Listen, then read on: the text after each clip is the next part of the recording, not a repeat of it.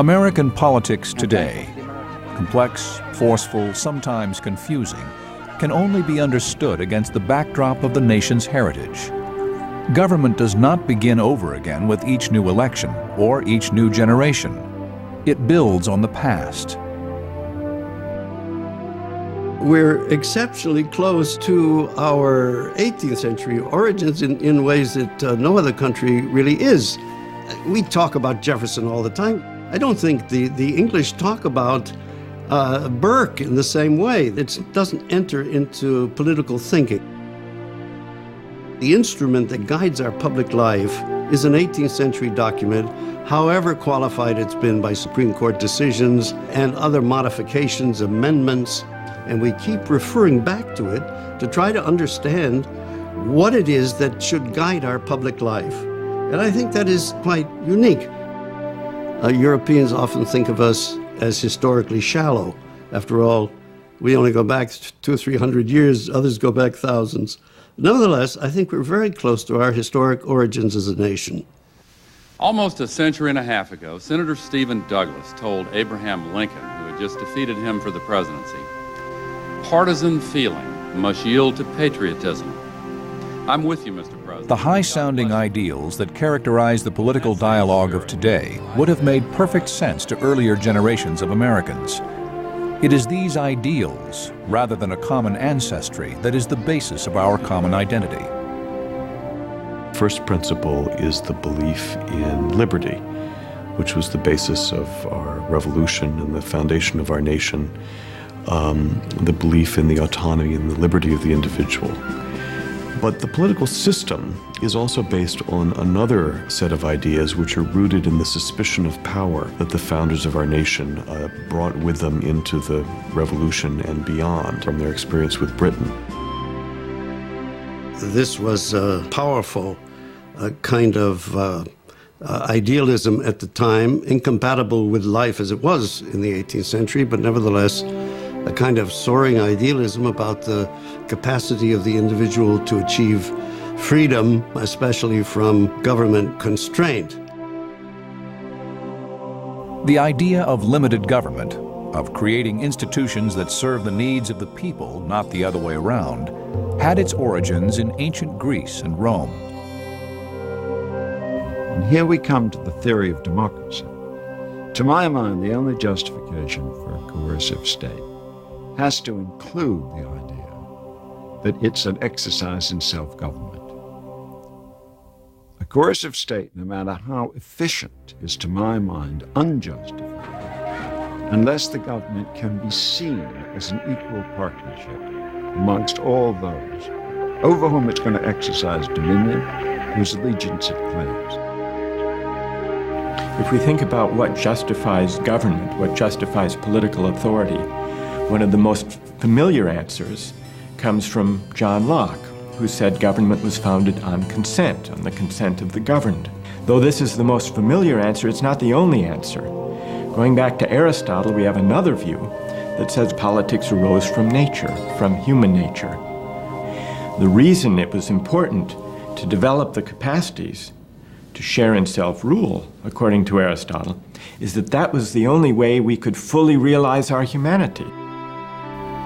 Borrowing upon these ancient traditions, the ideals that are at the core of American political thought evolved.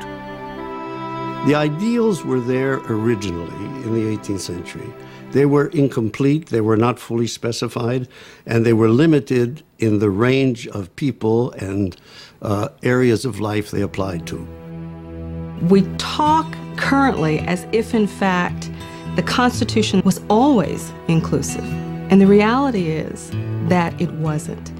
The founders created a document for themselves and explicitly excluded lots of other people who were here at the founding: white women, blacks, American Indians, and initially unpropertied white males.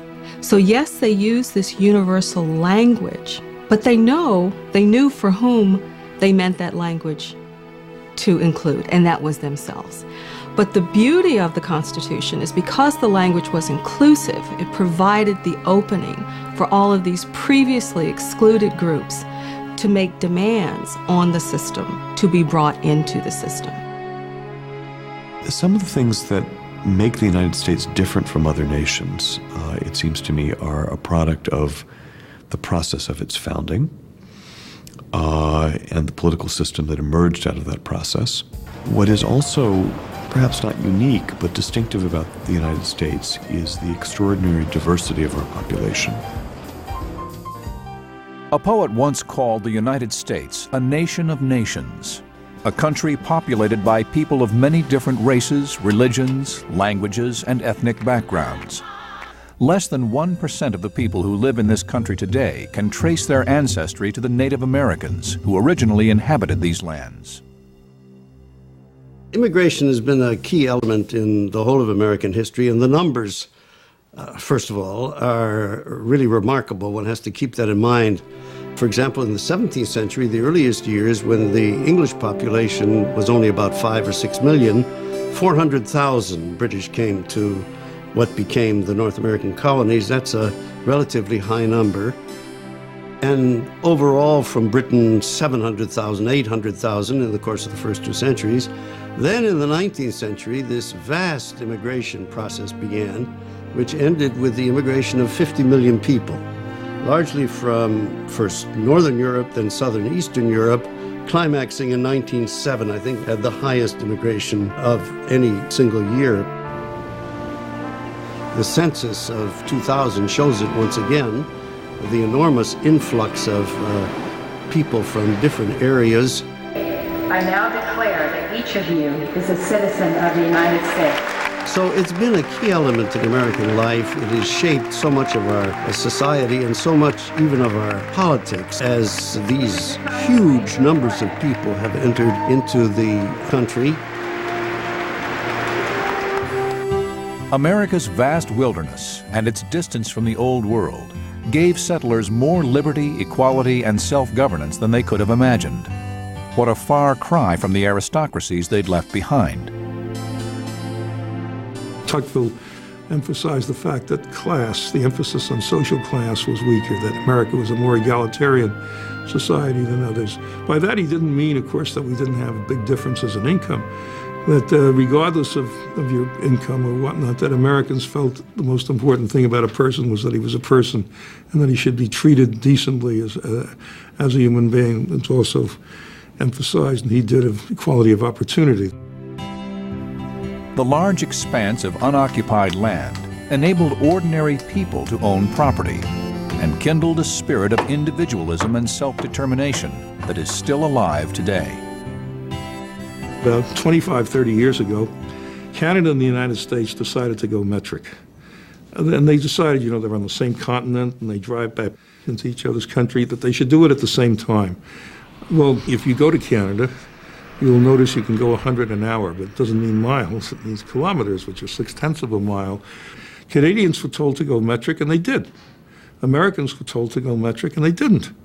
And the Americans don't feel that if the government tells them something, they have to do it unless somehow they become convinced that this is the right thing to do. Liberty, equality, self-government, diversity, individualism. Core ideals that have had a strong impact on the political life of the country. You see their reflection in almost every aspect of American life.